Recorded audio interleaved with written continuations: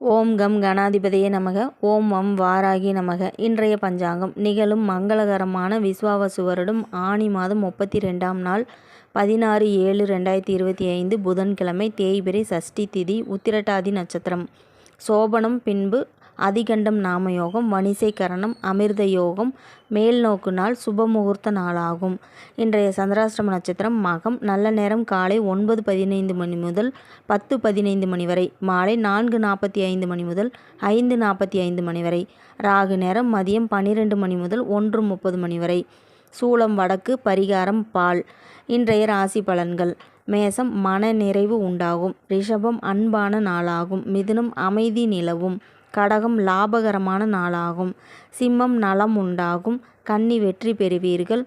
துலாம் மறதி ஏற்படக்கூடும். விருச்சிகம் பகை உணர்வு உண்டாகும். தனுசு பொறுமை தேவைப்படும். மகரம் ஆசைகள் அதிகரிக்கும். கும்பம் தனவரவு உண்டாகும்.